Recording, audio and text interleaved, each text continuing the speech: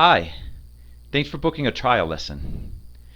Since the trial lessons are only 30 minutes long, I really wanted to make this video for you to go ahead and explain how the lessons work and how the method works and the different types of activities and exercises that we do in the lessons to go ahead and save time in those precious 30 minutes that you have for the trial lesson. Now, since there are different types of students looking to improve different skills in English, some students are looking to improve test preparation, others are trying to improve job interview skills, others are in a very low level. Every student has different necessities. So in your case, I'm going to show you the conversational method.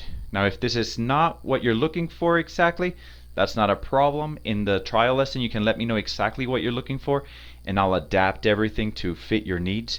But since the conversational method is the #1 method asked for by students, 90% of the students I currently have are enrolled in this method, and I've seen how it has improved and helped them so much with their fluency and their conversational skills, their speaking skills.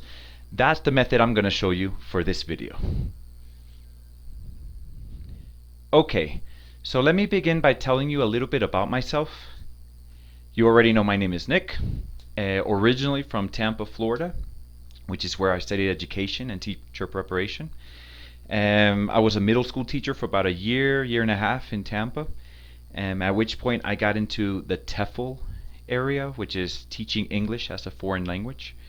As soon as I finished my studies in that area, I was contacted by a company in Venezuela, in Caracas, Venezuela. It was a financial institution, it was a bank. So in 2006, 2007 more or less, I went to Venezuela, I traveled to Venezuela, and I started giving English classes to see the CEO of this one bank and the general manager and sub-managers and whatnot. Other companies started contacting me while I was over there, pharmaceutical companies, health insurance companies, e-commerce companies, all these different areas that I started working in and giving English classes in.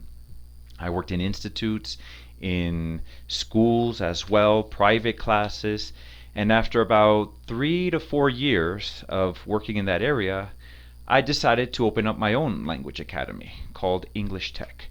So that's what I did. In 2010, I opened my own language academy called English Tech. We focused primarily on in-company classes, providing classes to the companies in their place of work. But we also gave private classes to just various students. It was going well for several years, about 4 or 5 years approximately. We were growing. We had a lot of important clients, Coca-Cola and Banesco, which is the bank that originally contacted me to work for them, among others, a lot of different multinational companies, and it was going well.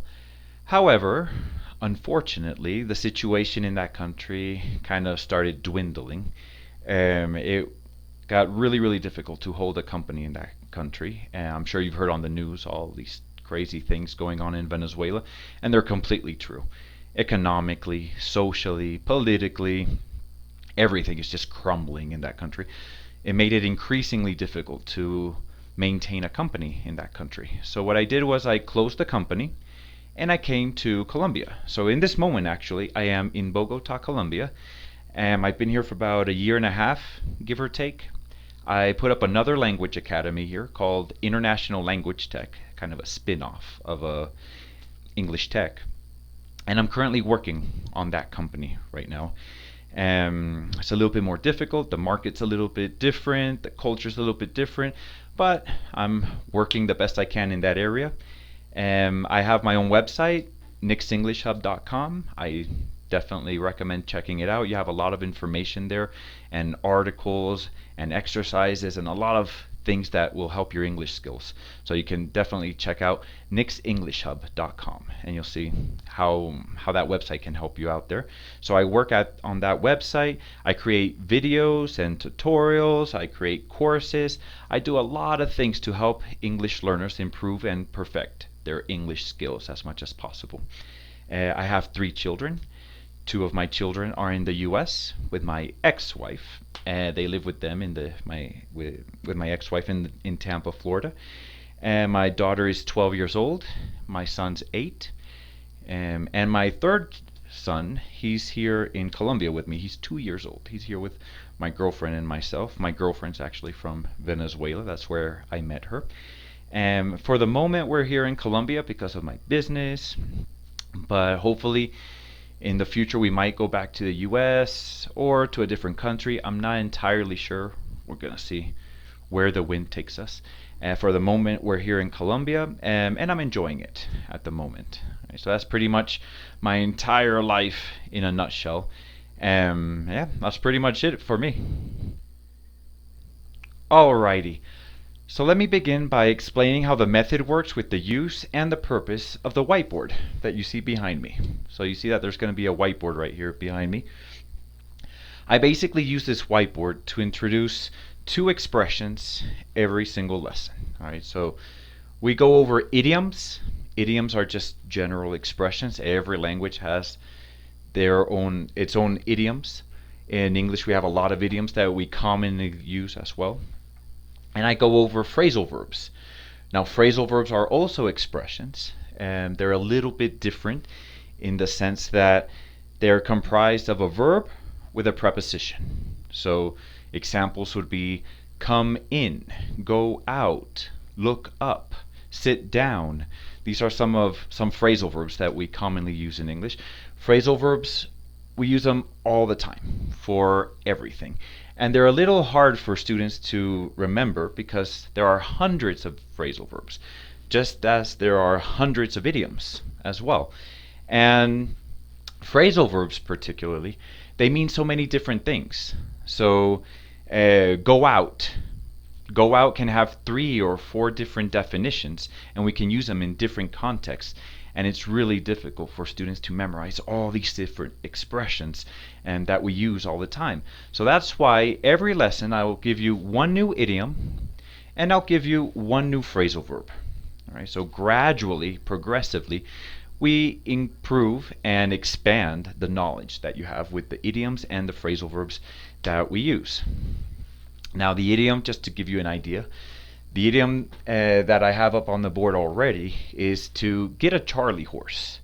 Right? Get a Charlie horse meaning to develop a cramp in the arm or leg. Right? Example sentence, I got a Charlie horse playing basketball the other day. Right? So a cramp is, if you don't stretch very well and you don't warm up before exercising and you start exercising something, you might pull a muscle or you'll feel like tension in a muscle in your arm or in your leg. That's a Charlie horse. That's a cramp. Charlie horse is just a synonym for cramp. The phrasal verb that I have up here is to see in.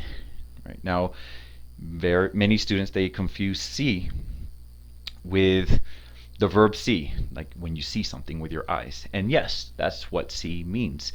But when we put a preposition after it, it becomes a phrasal verb. So it's see in. In other words, in this case, welcome.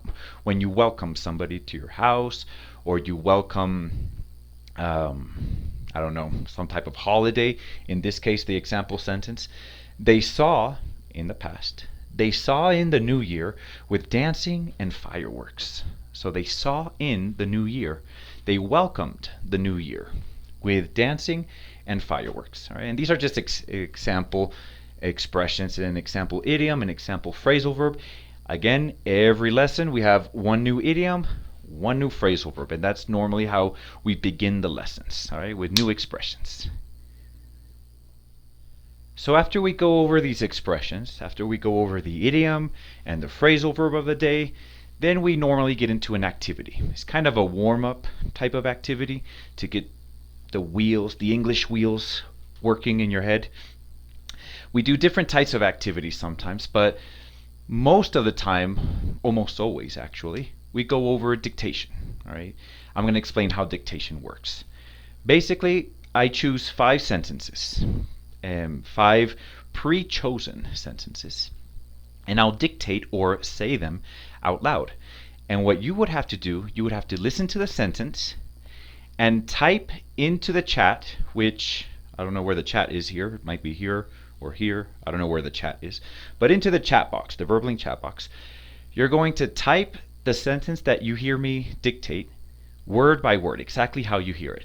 Now, this activity helps you and stimulates your English skills in a lot of different ways.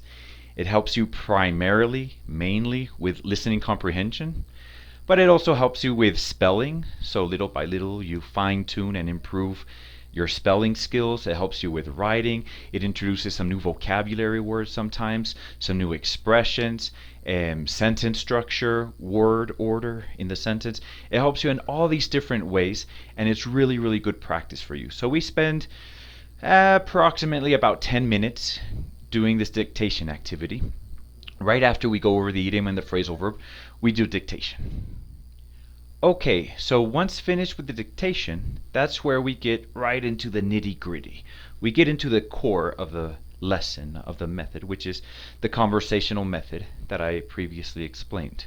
So this conversational method basically focuses on 4 primary aspects: speaking, listening, vocabulary, and pronunciation. Now that doesn't mean that we completely ignore grammar or phonetics or accent reduction. We focus on some other areas as well, but the 4 primary and main areas are speaking, listening, vocabulary, and pronunciation. So we're going to go step by step, and I'll explain how that works. The first thing that we start off with is pronunciation. Alright, so pronunciation. In this part, we focus on different types of pronunciation skills. The world of pronunciation is huge. There are pronunciation skills related to the R sound, to the TH sound, homonyms, homographs, the vowel sounds, intonation. We have all these different things to focus on with pronunciation. Obviously, I can't give it to you all at once, not only because it's so much information, but also because you wouldn't remember it all in one sitting. So every lesson we focus on a different pronunciation aspect. One of the first things that we go over is pronouncing the vowels of American English. Now the vowels, we know the vowels. A, E, I, O, U. Very simple. However, in English, those 5 simple little vowels, they make many different sounds. Right? You'll probably notice that in English, the way that you read something is not the way that you pronounce it or say it. Right? So that's why many students have trouble with pronunciation, because they think that the more they read and the more they pronounce the words the way that they read it, the better that they're going to be. And that's not the case. English is what we call an auditive language. Right? So you have to focus on your listening skills with English, because the pronunciation that we make when speaking is completely different than what you see on paper. Right? So one of the first things we go over is pronouncing the vowels of American English. So you're going to see this one slide here that I'm going to show you. And this slide, it says pronouncing the vowels of American English, and on the very bottom you're going to see this logo, International Language Tech. That logo is the logo to my company here in Colombia. I use the material, I create material for my company, but I use a lot of that material here on Verbling as well. And like I said, one of the first things we focus on is the vowels of American English. Now, after that, we go into a short introduction. I'm going to read it out loud for you, just so that you have an idea how this works. So, introduction. You have probably discovered that there is a big difference between the way words are spelled in English and the way they are pronounced. English spelling patterns are inconsistent and are not always a reliable guide to pronunciation.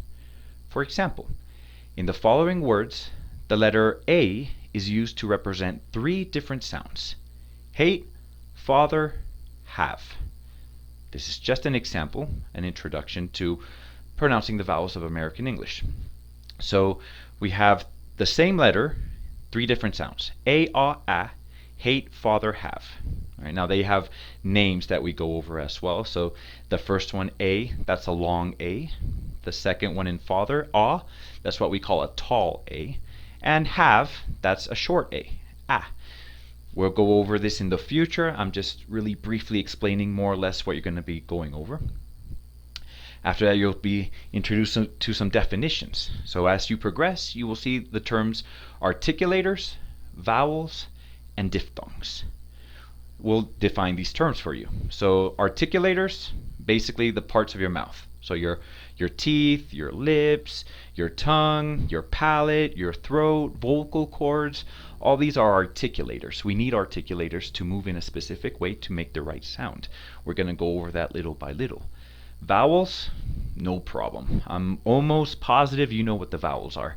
A, E, I, O, U. No problem. Diphthongs are two sounds, and we use them all the time in English. So we have diff meaning two, thongs meaning sounds. Diphthongs. Okay. An example of a diphthong are actually the 5 vowels. So I have A, E, I, O, U. In those 5 vowels, we have 3 diphthongs and 2 monophthongs. We call them monophthongs because they're just one sound. So diphthongs would be A, the first letter, A. That's a diphthong because we have 2 sounds, E and E. E, E. E, the second letter, E, that's a monophthong because it's one sound, E, E, just one sound. I, diphthong, A and E, I, I. O, diphthong, O and U, O. And U, monophthong, U, just one little sound there, U. All right? That's very important because in many, many words we use diphthongs. An example, focus, the word focus. So it's very common for students to say focus, focus. They will say focus because they're pronouncing it how they read it. But if you use your ear, you'll hear that it has a diphthong. So that O is pronounced like the letter O. Focus, O-U, focus. Right? Completely changes the way it sounds. That's just a quick example of some of the things that we go over. Now, we also go over front vowels. Front vowels are just when your tongue is towards the front of your mouth. And we're going to be talking about all these different front vowels, like E as in me, I as in it, A as in eight, E as in egg, A as in fat, and A as in hot.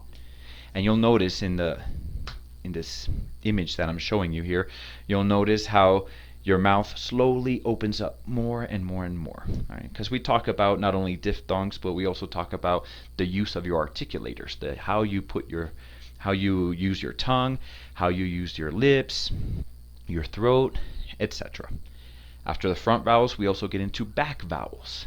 Back vowels are U as in you, as in cook, as in up, O as in no, A as in all, and A as in hot. Now you're probably going to notice that you see A, hot, in both back vowels and front vowels. And I'll just explain why really quickly. That one sound doesn't really matter the position of your tongue. So we have front vowels, which your tongue is in towards the front, and we have back vowels, where your tongue is towards the back. But with that sound, ah, it doesn't matter where your tongue is. As long as you open your mouth, you'll make the right sound. Right? So this is just a quick explanation of how we practice pronunciation. In this case, I explained the vowel sounds, but we also go into all these different aspects of pronunciation and intonation and stressed syllables and intonation patterns and all these different things related to pronunciation as well. And that would be more or less approximately 10 minutes of the lesson, give or take 10, maybe 15 minutes, depending how difficult that one sound, that one pronunciation sound may be for you, but somewhere between 10 and 15 minutes maybe to go over the pronunciation, and that's how we begin the lesson. So once finished with the pronunciation part, we get into the actual conversational method, the part where we actually speak a whole lot. And what you're going to see in this slide that I'm going to show you, you're going to see an image of a girl there, and on the bottom you should see deadly flu. On the very top you should see Nick's English Hub. Remember that's my website, nicksenglishhub.com. You're going to see that everywhere, so just ignore that logo. That's all over the place. Now, like I mentioned before, we always focus on a different topic. Every single lesson there are different topics. In this case, it's deadly flu, right? Deadly flu is excuse me. Deadly flu is a health-related topic.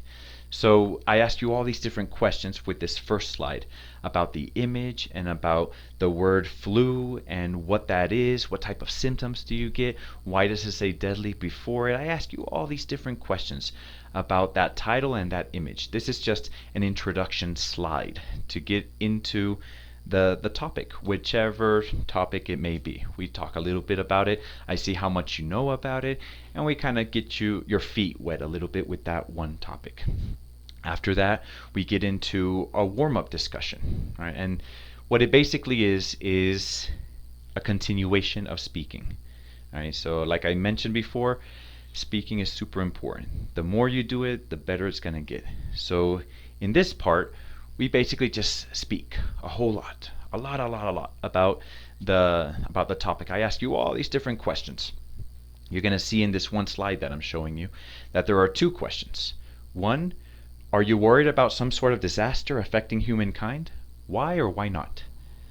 And number two, are you worried about a deadly disease killing many people around the world? Why or why not? So these are just two questions because I'm just showing you the demo version, the short version. Normally there are more questions that I ask you, 5, 6, 10, many more questions that I ask you because I'm trying to stimulate your conversational skills as much as possible.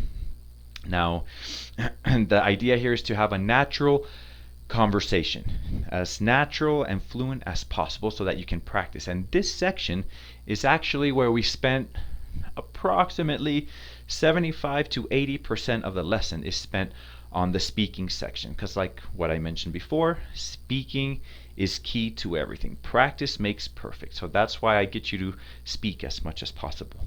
Now, as you're speaking, the idea is to practice, but as you're speaking, I'll be listening to how you express yourself, and I'll be constantly correcting you. I'll be giving you feedback, and I'll correct you in many different areas. I'll correct you with pronunciation, I'll correct you with word order, I'll correct you with grammar if necessary. So as you're speaking, I constantly give you feedback and correction so that not only do you practice, but you also improve as you're practicing your conversation and fluent skills. So after that, we get into a short listening comprehension activity. Now, listening comprehension and speaking, they're connected. The better your listening skills are, the better your speaking skills are, and vice versa. So even though I'm sure one of the main things that you want to focus on is speaking, which we do, the majority of the lesson we focus on speaking. However, we can't completely ignore the fact that we need to also stimulate your listening comprehension skills indirectly to improve your speaking skills. So what you're going to see in this slide that I'm showing you, you're going to see an image, of course, related to the topic, and on the bottom there should be a title. CDC reports that the flu epidemic is the worst in nearly a decade. That's a link. Obviously, you won't be able to click on that link here because it's a video that I'm showing you. But I send you the material beforehand, and when I send you the material, you'll be able to click on that link and open up that video. That link's gonna take you to a YouTube video, and the YouTube videos are pretty short, maybe between 2 and 4 minutes long, more or less, depending on the video. Very short videos, and they're always news related. So CNN, ABC, Fox News, all these different news related topics that we focus on. And they're really, sometimes they're pretty challenging. All right, they're pretty challenging videos, but that's the idea, to challenge your listening comprehension skills as much as possible. Because if I talk to you very slowly so that you can understand everything that I say, you're never going to improve. The same thing with the videos. I talk to you in a very natural way, And the videos are news-related videos normally, so that you can get your ear adapted to a very natural, fast-paced speaking. Right? Now, the listening comprehension video, like I said, lasts about 2 to 4 minutes, at which point, once we finish with the video, watching the video together, then I ask you a few comprehension questions. So some example comprehension questions with this one topic would be, how many states have reported flu activity? What does the CDC recommend? At what ages are the hospitalization rates higher according to the CDC? The CDC stands for the Center for Disease Control. That's like, let's say, the Ministry of Health in the US, except we don't call it the Ministry of Health. We say the CDC. Right? And I ask you some comprehension questions to stimulate your detailed listening comprehension skills. Because one thing is understanding the main idea of the video or of a speech or somebody speaking. Another thing is understanding little pieces of information that are important to grasp. So names, events, numbers, dates, etc. All these little pieces of information that are important for you to recognize and listen to in the video. So that's the listening comprehension section. So once finished with the listening comprehension part of the conversation method, we get into vocabulary. So what you're going to see in this next slide, you're going to see two columns. You can see on the very top it says match the vocabulary word to the correct synonym. And that's what we do. We use a method called associative learning, which is a little bit different than the old traditional way of learning vocabulary, where you would open up a dictionary and read the definition and try to memorize the vocabulary word and its definition. That's very old, very traditional, it's outdated. This is a new way of learning vocabulary. Well, it's not that new, actually. It's been around for quite a few years, but it's a much better way, much faster, and much more proficient way of learning vocabulary, called associative learning. Basically what it is taking an old piece of information that you know and connecting it to a new piece of information that you're going to learn, in this case vocabulary. So you're going to see 4 vocabulary words on the left hand side. These 4 vocabulary words, that's the vocabulary you're learning. And on the other side, on the right hand side, you're going to see the synonyms to those vocabulary words. Very surprising, beginning, worldwide disease, put together. You most likely already know those synonyms. What we do is we match them up. Pandemic being worldwide disease, staggering, very surprising, compile, to put together, and outbreak, the beginning of something. Right? So this way, it's much more likely that you'll remember the vocabulary word because you just connected with a piece of information that you most likely already know. All right.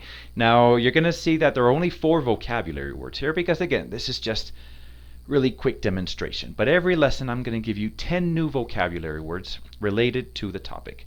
And these are not easy vocabulary words. You're never going to be introduced to very basic vocabulary like house or car, daughter, son, father. No, that's very easy. This method is for intermediate / advanced conversational students. So if you are a beginner, this may not be the method for you. But if you consider yourself intermediate or above, this method is made specifically for you. Right? So the vocabulary words are going to be pretty advanced, but they're very flexible vocabulary words. You can use them both in an office setting or in your personal life. Okay? And that's the vocabulary section. Okay, so the last part of the method is an article.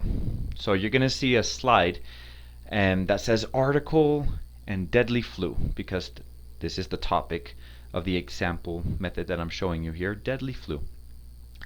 There is an article connected to the method. Indirectly, you practice your reading skills. However, that's not really the focus or the aim of the article. The idea of the article is just to introduce new information to have more to talk about, as well as show you how we use that new vocabulary in context. So in parts of the article, you should be able to see some of the vocabulary word that I showed you a moment ago. So we have pandemic, staggering, outbreak, compiled. You'll see that new vocabulary incorporated into the article so that you can see how it's used in a very practical and real way. The whole idea is to use it and repetitively use it in different circumstances. Not just learn vocabulary and that's it. We actually want to try to incorporate it in conversation as much as possible, right? And that's why the article exists. As well as I ask you a lot of different comprehension questions about the article, see if you're able to detect the information that's asked of you in the article, and basically just speaking. Right? Now that's pretty much it for the methodology and the conversational method.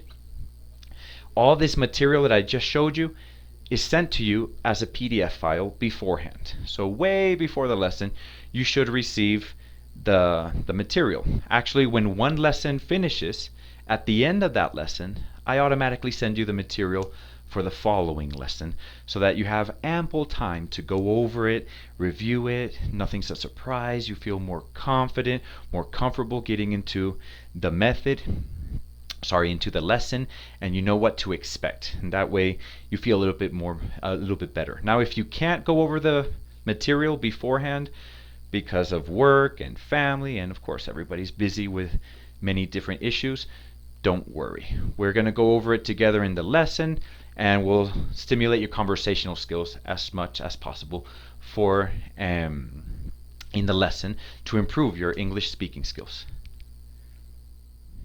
So that's pretty much it for the method and how it works and how the lessons work a little bit.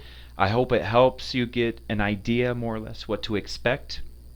Either way, if you have any other questions that occur to you as you're watching this video, you can ask me in the trial lesson, in that 30-minute trial lesson. But like I said before, the idea here is to try to save as much time in those 30 minutes because I really want you to take advantage of those 30 minutes and speak as much as possible and get the feel of what an actual lesson is like. Alright, so I hope to see you guys pretty soon in the trial lesson, and we'll get started with your conversational skills and your fluency as much as possible. I hope you enjoyed the video. See you soon.